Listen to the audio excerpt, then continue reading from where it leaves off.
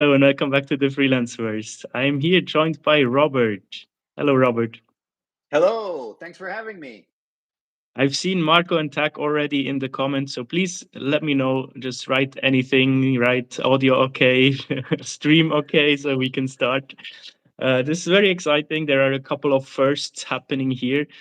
Um, as you know, usually it's 6 p.m. on my channel. So it's the first time ever in like 4 years that it's not 6 p.m. That is because I'm doing a live stream with another creator, which is another first. Robert is based in Taiwan, is it right? Yes. Yeah, so that's why, the time difference. We are doing it a bit earlier today. That's the I haven't seen any comments yet, so I hope anyone can hear us. But we want to do a Q&A. As you guys know, I do these Q&As like every other time, every other 2 months. I do them live stream. So I thought it would be fun to bring someone else in. Especially in this case, I think it could be interesting because he is a agency owner. So he's not. He used to be a freelance translator. Robin answered something very nice. So we are live. That's good to know. And now he's an Perfect. Good. agency Good. owner. So we can, answer the questions from both an active freelancer and an active agency owner side. We both prepared a few questions. For the people that don't know you, Robert, could you quickly say who you are? Introduce yourself a bit further. Sure. I'm Robert Gephardt. I started off as a freelance translator, as Adrian mentioned, an Italian to English freelance translator, and now I run a boutique agency, Lugano Translations, and we so. For the purposes of this Q&A, I think it'll be interesting because for a living, I work with freelance translators. I hire freelance translators, and that's what I do. While Adrian is a freelance translator. And so we can hopefully give a perspective, answer questions from the point of view of someone working as a freelance translator and someone who hires them. And so, yeah, I thought it was a very interesting idea. And I think this will be an interesting discussion. Yeah, exactly. YouTube rolled out this feature not too long ago. It was someone last year. It's only available on mobile. That's why you see the view like this, a bit unusual, but I think it's quite cool. We can both share this live stream, and there are still a couple of things that I will need to report to them, but it's working quite stable. So Robin Humphrey asked, "Is there a theme for today?" The theme is really whatever you want it to be. So if you ask questions, we will try our best to answer. Obviously, we don't know everything. I mean, we can just share our experience, but collectively, we have quite a few years of experience now, and I hope we can give an answer to you guys. And Robin, straight up with the first question, so we can jump into it. Cool. I have a I have a potential agency client who has work, but they want me to get my own license for Tratos. Is this normal? I really don't like Tratos besides. I think that's a perfect question for you, Robert, to kick things off as an agency owner yourself.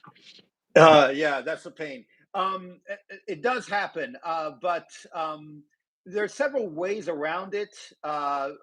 If and You can see also how flexible the agency is. Like if you can share it with anyone else who works with the agency, or sometimes you can share it with other freelance translators. I haven't kept up with the latest versions of Tratos, but I'm sure you can keep doing stuff like that. And I know on Probst.com on the I think on the community forums they have people who post that they want to purchase Tratos, and so they can and so you can share the cost and share access to it and stuff like that. So there are ways around it, but it does happen that they ask you to provide your own license. Uh, you can also ask for them what type of files they need, because if you use Omega T, a lot of the same files. Omega T is a free cat tool, by the way, and a lot of the files there are compatible with Tratos. So if this is for a job that's not very big, you can just say that you can work on the file via Omega T, and you'll be able to give them the TMX file or whatever it is. And so yeah, that's what I would say. I don't know, yeah, but Adrian, you're probably more up to date with what's going on from a freelancer point of view there. Yeah, I always had this question at the beginning because it's, if you invest in like the let's say the three big ones, that's extremely much money, right, for someone starting out. So I was also a bit hesitant to which one to go for. When should I buy a license? Luckily, they all have trial periods, so you can really try them all out for an extended period of time. If you stack them after each other, you basically have a free license of any cut tool for quite some time, like a few months. So that's what I did in the beginning. And then, as Robert said, like people can grant you licenses as well. My first jobs that I did in Tratos, I did for an agency, and I didn't have to buy the license because they would just share a one-time license for one job. But now, I mean, it's also, one of your only business expenses really that you have as a freelance translator, right? You have to buy a machine, a computer, and you have to buy a few tools to translate. Everything else is optional. So in a way, it's very low overhead costs anyway. So I see these tools as my primary working tools. So they're 100% tax deductible. And for me, it's a given that I own licenses for, I think, 3 cut tools now. And I still use ones that are free of charge as well. It happens very, very rarely that I translate or do anything language related, not in some kind of tool, right? So that just in like Word or so, that happens very rarely. How do you handle it with your freelancers? Do you have requirements? I do not, and I let them. And some of them have cat tools, some of them don't, and by and large, it's usually fine with me. My end clients don't deal with cat tools, and so for the jobs I have, I let them pick. It hasn't come up yet, but I think it's also by nature of the translations I do, legal and financial, because I know for other ones they're probably like really required. But Okay. but yeah, you bring up a good point. Also, the fact, yeah, if it's a small job, you can probably use a free trial as well and kind of just get away with it there. And if it's a big enough job, it's probably worth the investment. Yeah. If it lands you that job. So yeah, that's true as well. Robin follows up with, so why impose Tratos on me? But I would assume when I hear that, Robin, that it's a big agency, a big LSPs, and in that case, it's just processes, right? They don't want to deal Yeah. with every freelancer working with something else, so they just have their structure, and they're not dependent on you, right? They go to someone else that uses Tratos. If not, so they just want to have clear processes, and it makes sense in a way if you're a big company. That's why you should look for the boutique agencies. Exactly. That's what we have. And Robin asks if you could please repeat the name of your agency, Robert. It's Lugano Translation, right? Yes, Lugano, like the city in Switzerland. Lugano Beautiful Translations. city in Switzerland. Yes, we are both Swiss, by the way. So that's with some Yes. different language backgrounds, but in a way, both from the same place. Marco, a good friend of mine, asks, Robert, what are your main tools, techniques to attract new clients? By the way, we plan to be live for about 40 minutes, so that's why I'm heading to the next question now. I want to answer as much as possible. So can you tell us some about your marketing, Robert? Yes, I can. Sorry, we just got an earthquake here, so it's a bit What? Oh, but yeah, yeah, we're getting this. It doesn't seem that big, so yeah. But yeah, it throws me off a bit. Sorry. Anyway, uh, sorry. The question was, what do I use for marketing, right? yeah. Okay, so the for marketing, it's yeah, that's a good question. It's always kind of what I spend a lot of my time doing when I'm not, doing the admin or PM of jobs of the jobs I already have and the clients I already work with. Then it's all marketing, and most of it is actually it's similar to I guess what you guys would do because it's on LinkedIn and word of mouth and stuff like that. But I would say one of the main different, if you're looking from the point of view of an agency, the main difference is it's only with end clients, and so I concentrate a lot of the networking not in the translation world, but in the legal world or in the financial world. And so this is attending conferences, and networking, being part of associations that are, bankers associations, chambers of commerce, and stuff like that. And yeah, so it's a lot of stuff like that. I'm yeah, Is it keeping it broad. Yeah, mostly locally, or do you market internationally? internationally, a lot internationally. Mhm. Yeah, and in fact, it's I do some stuff locally, but most of my clients are still in Europe, still in Switzerland and Italy and places like that. And so I'm a member of the chambers over there, even though I'm over here. And Mhm. so yeah, it can get complicated as well. But I would say to this point, and I don't know if this is just the nature of the thing, or maybe I'm not that good at marketing, but most of my new clients still come from word of mouth, from Mhm. past clients, but people I've dealt with before, people I know, stuff like that. And so I really cultivate the relationships I already have. Yeah, I mean, knowing Marco, he would say that that's the top tier marketing. If you get clients through word of mouth, that's that's not bad Oh, marketing. That means you're doing something right. well, that's That's good to very good. know. Yeah. Um, well, and that's the thing. Ultimately, I know, exactly. We do a good job, and people are happy, and so I know that works well.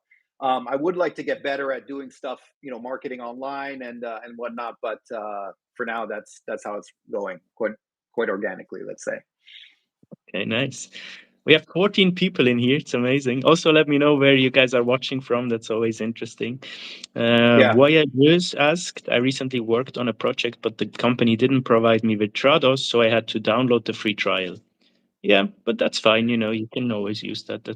It also kind of shows you whether you like the tool or not, whether you want to invest in it. For any tool, I would always use the free trial if it's around, right? So Yeah. it's a good way to I start. agree.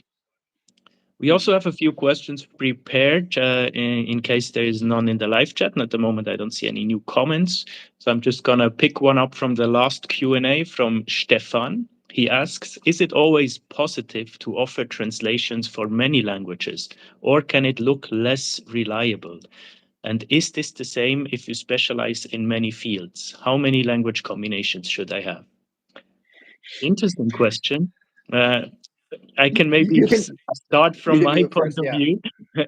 um, it can definitely look, if you're marketing as a freelance translator and not as an agency, it can look unreliable and unprofessional if you offer 10, 15 language combinations, right? Because that's just not feasible. So someone who understands the market will immediately know that you are not offering this by yourself. So either you are hiring other people, and which means you're kind of turning into an agency and people are not buying from you, and you should be transparent about that. Or, I mean, it even happens, unfortunately, that people just offer any language combination and just chuck it into Google Translate and deliver like that. So I would be careful. Like, if you really want to be the expert in a specific field and language, I would limit your language combinations to your best ones. So for most people, it's one, two, or three. For me, it's two. I don't know how this looks for you, Robert. When you're hiring freelancers, do you focus on how many combinations they have? Yes, I do, absolutely, and I focus on the combinations and the specializations as well, because it is, yeah. I mean, it's a bad sign to me if you have, too many languages, and if the languages are unrelated. If you have two, like, say, Romance languages and one, and the important thing is the target language. The target language is to your native tongue, obviously, and so, but if you have two Romance languages into, one other language, that's fine, that's normal. If you start having eight languages that have no relation to each other into six different languages, stuff like that, then yeah. And the same is true for specializations. If you're medical, legal, financial, and everything all in one, then I assume you're nothing. And so I do believe, usually what I recommend is when you're first starting out, it's a bit difficult. Like, you're going to be a bit broad, and I get that you're trying to see what works and what sticks. But you should always have in mind to niche, whenever you can, and pretty much as you can. I think, once, if you can find your niche where you're really good at, and you can do astounding job. And I tell people, like, if you can become the best in the world at your particular niche, then you'll be fine, even if it seems like too targeted, because people will be seeking you out. And anyway, so yeah, that's usually what I recommend to, over time, try to narrow it down. Okay, nice. Tamir is watching from Palestine. Wow, okay. I hope you are Oh safe. wow. Everything's okay. Yeah, My stay safe. question to Robert is, as an agency owner, when you have work in languages that you don't know? That's such a good question, by the way. When you have work in languages that you don't know, how do you make sure the quality is good before delivering it? I always Yeah. wondered that. Like, how can you deliver Chinese translation and be sure that it's good quality? Yeah. And this is interesting because people ask me about, when they're setting up an agency and whatnot, and I always tell them, when you're first starting off, especially if you're kind of a solopreneur, if you're starting off small, is to stick to your own language combination, because everyone feels like, well, my own language combination, I can do the translation myself. I'm like, no, it's hard enough to hire other translators, do all the admin, project management. So do it at least in the language you know, because that adds a whole other level. And rightly so. That whole other level is very like with Chinese or something like that. It can be a lot of work. And ultimately, what you do is you find translators and editors that you trust and that can work well with each other. Because I obviously can't review something that's translated into like Chinese, Korean. My level isn't there. But if I have a translator and an editor who's paid to find mistakes in the translation, but obviously doesn't just find them just to get paid. Like, you really need to kind of work with both sides, and that's why a good translator and editor, they're worth their weight in gold for me, for someone who runs a boutique agency like me, and yeah, and that's what you shoot to have, because then when you have them and they can work well together, then I can sleep easy at night knowing that that a good job has been done. And so yeah, that's that. Yeah, it's Yeah, trust, right? So you have a few people that you trust, and then you make sure that they check the translation. Like, if you work with a new Chinese translator, you probably have quality assurance in place with other people to check their first jobs, I would assume, right? yeah. So the way it is now, yeah, especially if they're new, it's 100% QA, 100% quality assurance for every translation. And and over time, if things work well, you can kind of relax that a bit. But yeah, absolutely. Yeah. And I think it's really important there to be transparent as well, because, like, I'm not an agency, but I do hire sometimes other translators to collaborate with, to proofread, to translate for me. And it has happened once that I was experimenting, let's say, or just trying out a new translator, and the quality was horrible. So I went back to them and I said, look, this doesn't work. This is not what we agreed, discussed. And then the person answering me suddenly said, oh yeah, the PM here, I will get this to the translator. And I had no idea that I'm actually talking to a PM or to an agency. Like, this was never discussed. Oh wow, yeah, They were just displaying themselves as a professional German translator native to Germany, and it was obvious to me that that has not been done by a native German. yeah. uh, I mean, I didn't pay it in the end. We found a different agreement, but just make sure out Good. there that you don't get scammed. It's a very, unfortunately, unregulated industry that is very prone to scammers. It is, yeah. Which, yeah, is good and bad. It's good because you don't have to jump through hoops or go through specific. There are no gatekeepers, let's say. And so if you're good at what you do, you can advance. But it's also bad because there's a lot of scammers and bad people out there. But yeah, So Tamir is saying, thanks for worrying, thanks for asking. The situation is difficult, but I'm safe. Okay, that's the most important. good. Marina is watching from Argentina. She's an English-Spanish translator. Thanks for doing this live, guys. Thanks for being here, Cool. Marina. What time What is else it do there? we have? In Argentina? Must I be have no idea. early. Let us Must know, be early Marina. in the morning. Yeah, yeah. Also, let us know where in Argentina you are. I was just there last year. Oh, really? Yeah, I lived there when I was very young. I don't remember though. I lived in Buenos you Aires. did. Okay. Yeah, I You've did. been all over the world, huh? That's crazy. Yeah. By the way, if you're wondering, the earthquake that happened during our call was a 4.4, so not that Yeah. bad. I'll never That's forget. just normal occurrence there. You're just so casual about it. No, I wasn't casual. It was No. and since the big one we had 2 weeks ago, there've been once every 3-4 days. There's kind of an aftershock, but Really? yeah, yeah, Wow, I've never experienced that. That must be so weird. it still Hmm. weirds me out. Yeah. Um, so I don't know if you have more questions. Otherwise, I can also get to the ones that I have. We missed quite an interesting, funny one from Marco. I want to ask you, Okay. Robert, Yeah. why did you decide to grow into an agency when life as a solopreneur is so much more enjoyable? No kidding. No kidding. And and I can go on because I get this existential crisis every now and then. Yeah. I don't do any more translations myself except one job for one client that sort of got grandfathered in. And every like 6 months they have a report. Anyway, so I do that. And whenever I do that, I'm always asking myself, I'm like, why don't I just go back to doing translation? Because and that's the thing with an agency, it's you end up not dealing with translations at all. It's all admin, project management, stuff like that, and that's all I do all day. And marketing, you know, which I should be doing more. But the short answer, otherwise I'll go on for too long, is that I kind of wanted to see how far I could take it.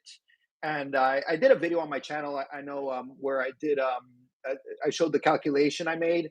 Basically, if I work X number of hours, even if I charge this much, and work every day, every working day, let's say, versus if I'm an agency and I work in more different languages, even if I assign it and have a translator and editor, blah blah blah.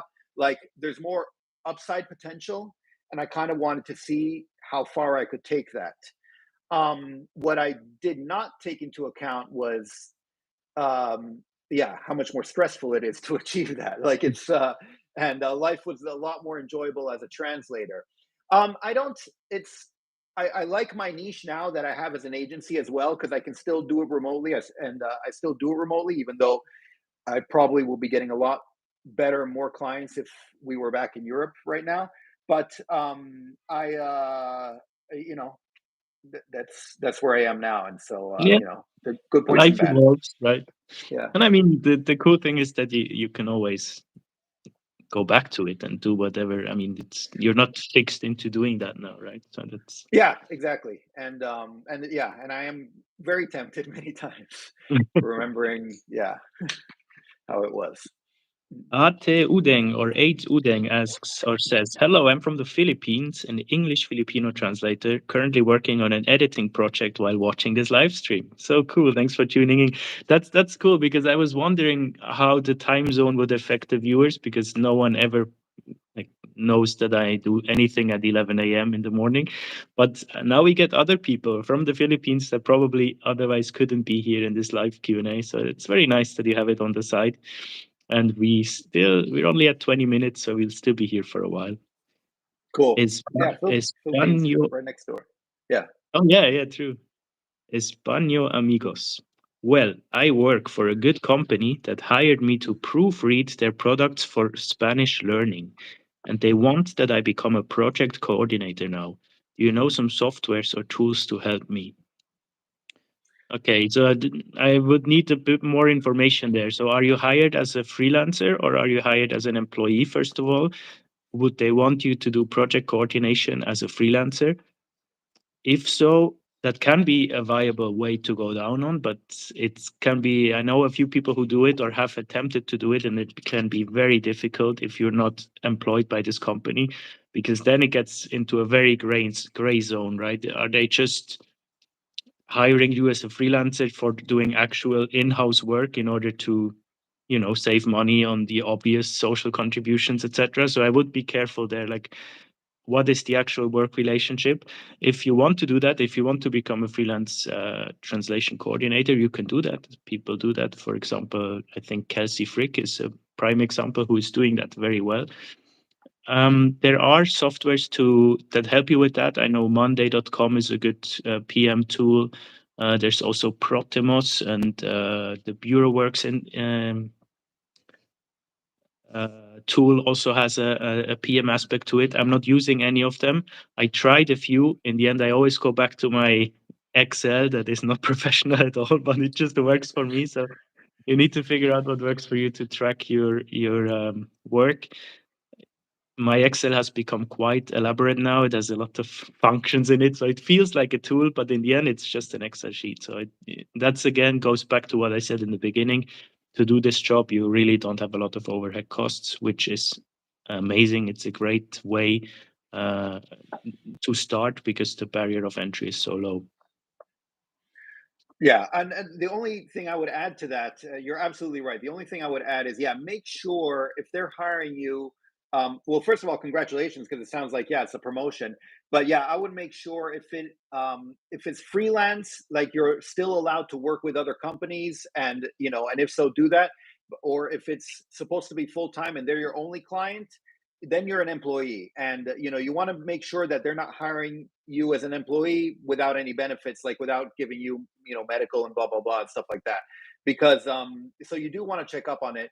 And and because if they hire you as an employee, then you can check what software tools they have, and and see if they can provide them for you as well.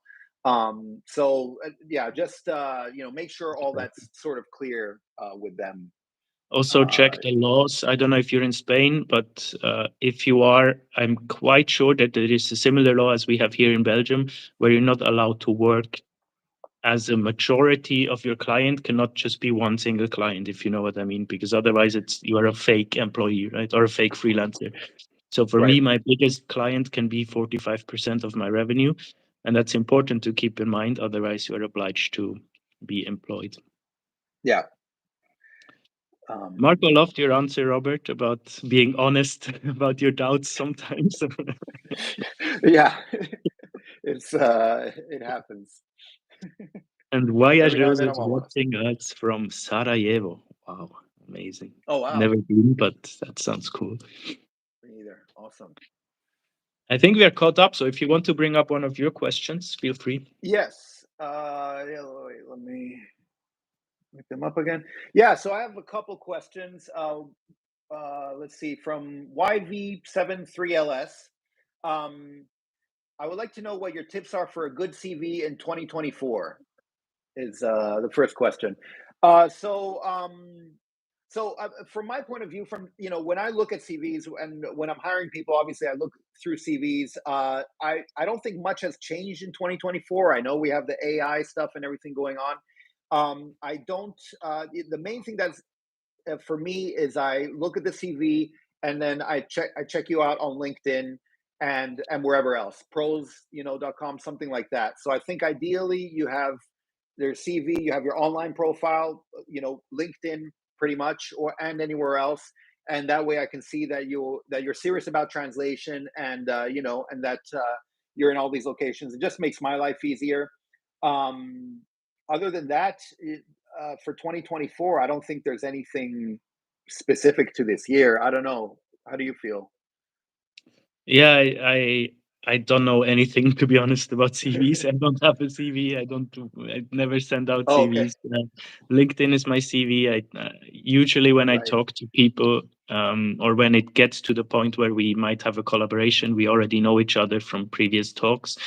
I mentioned this many times on the channel. My approach is usually like thinking more long term. Like it's very rare that I see a company or an agency and I just apply to be working with them. I try to establish a connection first, and then down the line maybe it develops into work. Of course, that's a very luxury position to be in, because I don't currently I don't need to look for more work. So everything I do in outreach is for potential future work that I could then replace something that I have now with. So the only times that I did CV outreach was in the beginning, and I followed someone on Facebook. Back then, it was a Facebook group that kind of showed the template of a translator CV. Because the only thing you have to keep in mind is that it's not a CV like in the traditional sense necessarily, right? Where you list all your experience going back to primary school, because that's not really relevant. I don't know if when you're looking at the CV and someone has, I mean, it might be relevant if it's other experience in the field that you're translating in, right? If someone is has experience in Salesforce and you're looking for someone in Salesforce translation, then it's relevant, of course. But other than that, you don't really need to include your experiences going very far back.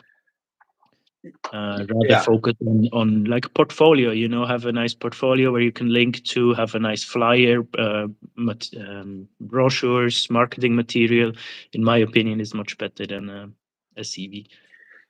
Yeah, and the only thing I'd add to that, yeah, is in terms of CV, a CV as a freelancer, it is very different from the CV as an employee, or what you usually learn in school, because yeah, it has a different focus. You're there so you can handle the job at hand. You're not there to see if you fit the company culture, can grow with the company, and be a good coworker, and this, that, and the other.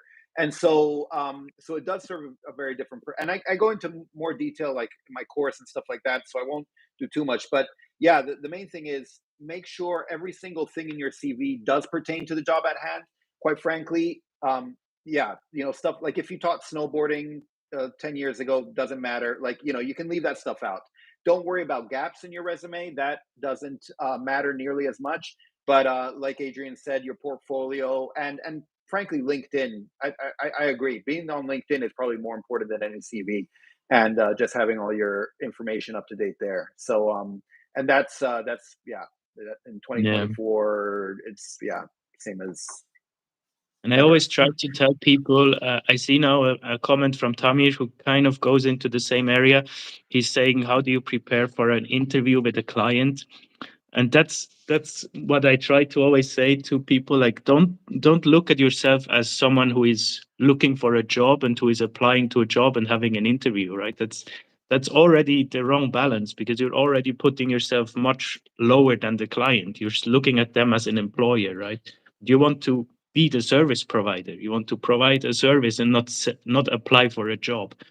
So that's already, like, when I see how do you prepare for an interview with the client, that's a should be a business negotiation, not an interview, right? So Yeah, like, there should and be a shift in mindset. You need to put yourself on the same level. that's yeah, and that's a very good mentality for an end client mentality rather than a translation agency I mentality, if you guess, will. yeah. And I think, and but yeah, absolutely, because you provide a benefit to them. So yeah. You briefly mentioned your course. Do you quickly want to tell the viewers what it is? It's down in the description as well if you want to look into it. Yes, yeah, and I know I always forget to mention it. I do have a course out. It's called How to Be a Successful Freelance Translator, and yeah, I think Adrian linked to it down below. And it's the course. I first created it I close to maybe 10 years ago, because there was no information available, and it was annoying. And and obviously since then I've been updating it from the point of view as an agency, seeing what's needed to be hired and stuff like that. And yeah, it's an online self-paced course that you can feel free to check out. It's on the link down below, I assume. Yeah. It is, yeah, exactly. Yeah.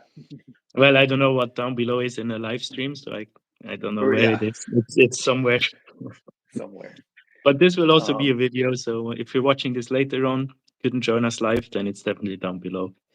Yeah, and I'm gonna put this on my channel as well in True, the near true. future. So yeah, it'll be there. Yeah, the Uh, idea was initially that I hoped YouTube would have figured it out that we could both be live and share this on both channels, but it's not there yet. Maybe one day it will be there yet.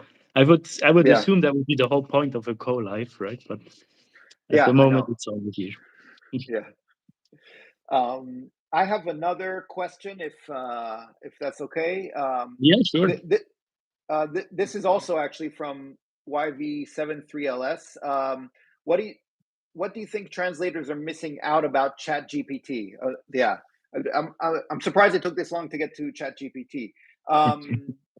There is much information about why it won't take our place in the market, so I think it could be very nice to know how to incorporate that tool too. Um, so uh, I'm not sure what you mean about incorporate that tool in terms of handling translations or not. So ChatGPT, I think it's good to be familiar with everything going on, whether with all this AI and stuff like that. You do need to keep in mind stuff with ChatGPT. It has a very typical style. I can absolutely tell when stuff has been translated using ChatGPT. And in fact, people use it now. I get 15 to 20 like cold emails a day probably, and I can tell when they're written by ChatGPT because people love to do that too. It uses the same expressions and stuff like that. But having said, and also keep in mind, ChatGPT is not confidential. Anything you put in there will end up on a database somewhere. So if you're working on something confidential, you need to worry about that. Plus, companies worry about it in terms of liability, because if ChatGPT messes something up, then ChatGPT cannot be held liable, and so yeah, it raises a bunch of issues depending on what you're working on for clients. But I do think it's good to play around with it and see what it's capable of, because it's a tool, and so it can be helpful.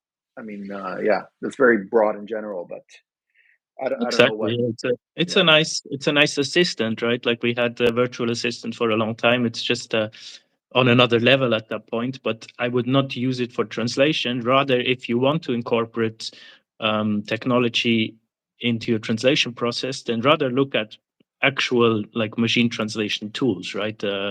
right. Rather than ChatGPT, because they are focused on the actual task at hand.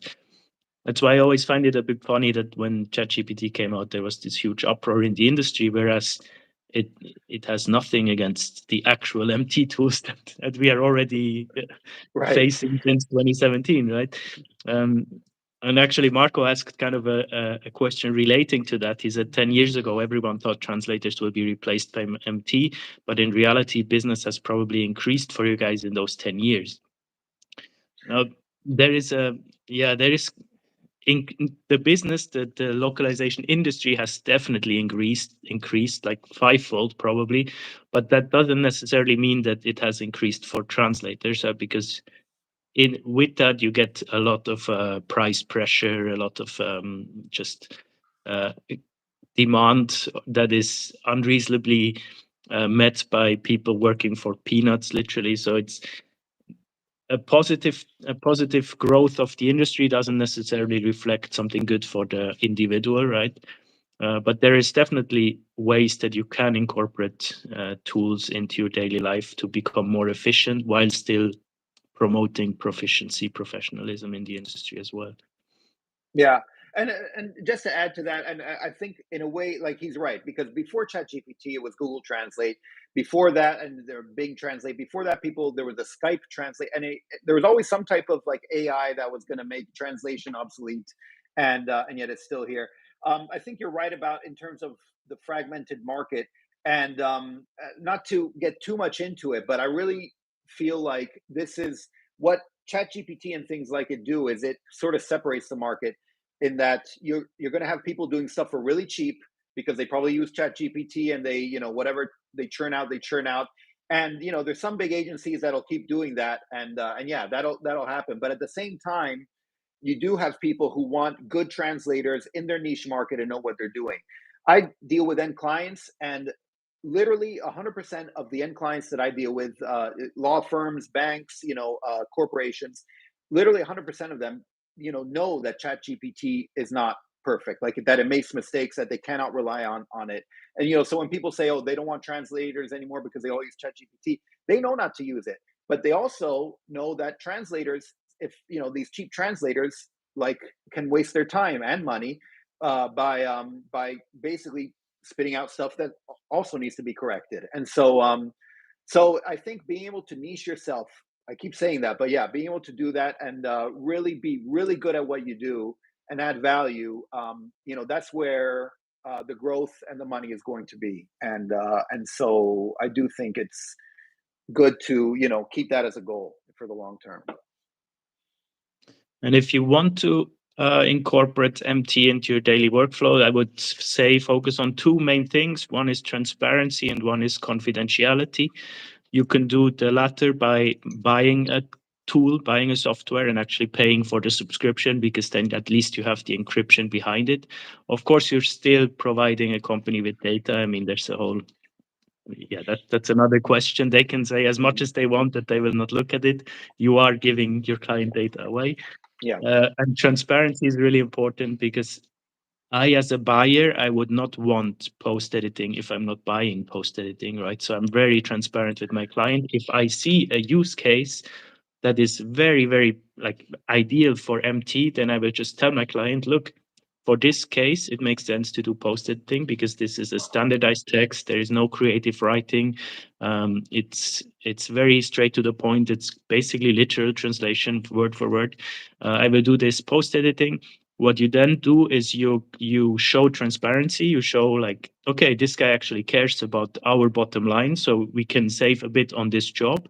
And then in the next job that is probably going to be more creative, they trust you more with your judgment because you can show them that you are willing to say when it actually makes sense to use MT. That's my approach. Obviously, that doesn't work when you're starting out and working with big agencies. All these advice are for more down the line, of course. Yeah, I agree 100%.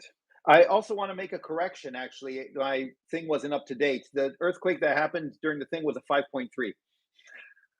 What? So That's really big. So it was, so I feel justified in feeling scared. So now at the moment. I'm gonna title this video "Earthquake Live on Air." It flustered me a bit. Easy. But okay, well, yeah. glad you're okay. We are at 40 minutes, so maybe we can take one more question. Let me just check the comments. Ufuk is saying he's watching from Turkey, or she, I don't know. Very nice. Hello. Hello. I think this above, I didn't miss anything. Hopefully, if I missed anything, I'm sorry.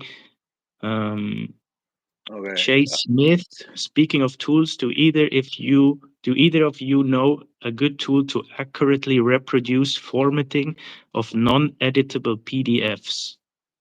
I do this manually by Word, but it's very time consuming. So you mean making PDFs editable? Maybe a desktop publishing kind of yeah, tool, exactly. I That's guess. a whole nother service, right? I don't have an answer to that. I don't know if you offer this, Robert. No, and in fact, when I was a translator, I kind of specifically said that I don't offer DTP services, unfortunately, and so yeah, what I ended up doing for some people who needed financial statements and stuff is just do it on Excel and kind of copy and paste it into Word. But no, sorry, I know very little even now about Whenever I desktop have publishing tools. uneditable text, I always go back to the client and say, I need an editable format, or I can do a translation, but I will just add comments in the PDF, with the comment function, and just add it there like that. But I've never done a certificate or a transcript or something. Right, and if it means about parsing out the text from like an image PDF or something like that, then you can use what's called an OCR, optical character recognition tool. The one I use is onlineocr.net, I think. But yeah, you can look up OCR, and that it just looks at the image and kind of detects the text. You pick which language, and the one onlineocr.net is quite good, I find. Okay, yeah, I think that's what they mean. Yeah. Okay, yeah. And Robin just answered you as well, Jay Smith, so maybe check his answer. Okay, maybe you have a last one that we can tackle? Yeah, I have a couple I didn't get to. Yeah, let me do a last one. Here. What is high in demand in translation and subtitling industry in 2024? Now, I'm picking this one because I think it's the wrong question, and I get this a lot. People ask me what's high in demand in terms of specialization or even language combination and stuff like that. And I think the problem with high in demand is that it's high in supply as well. And so if you're starting out there, there are going to be 1.5 million other people trying to do the same thing. But if you have something that's a bit more rare, then it can be like, if you do like say German and English, they're quite popular, and so you can find clients, but you also have other German to English translators. If you're just entering the market now, you'll have Adrian Probst and he's your competition, and you don't want that. But if you have like German to I don't know, Lithuanian or even something like Portuguese, you might say, well, it's not a big enough market. Except that way, right away, you can be well known in that industry, and the same goes for specializations. I think looking for what's high in demand is sort of the wrong way to look at it. And yeah, maybe at the beginning you kind of because you're kind of seeing what sticks. But I think you want to focus on what you can be good at, and in fact, if it's not high in demand, all the better. All you need is 3, 4, 5 regular clients, and you're earning a great living.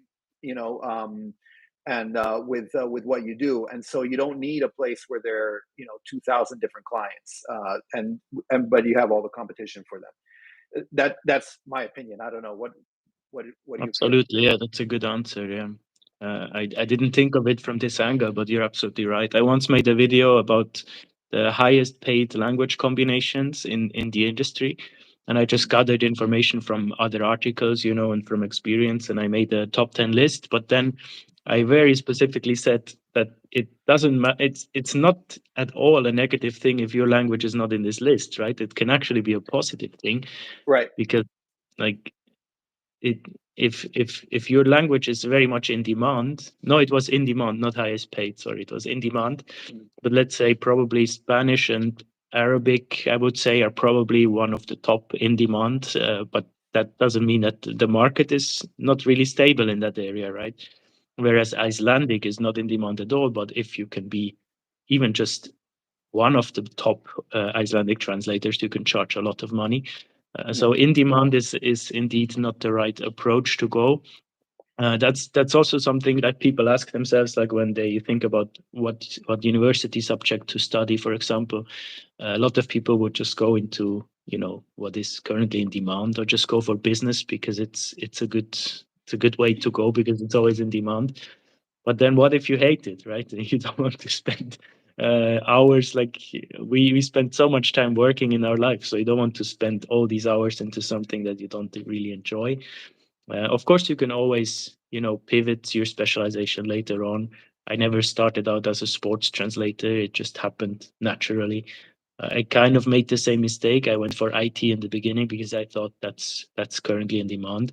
But then if there are so many people that are better than you out there, if you're just going after in demand, right, you need to go after your experience, your expertise, and your passion. And then it's much easier to get to the top. Yeah. And I forgot to mention, sorry, the question was by Vivian, VH4 MD.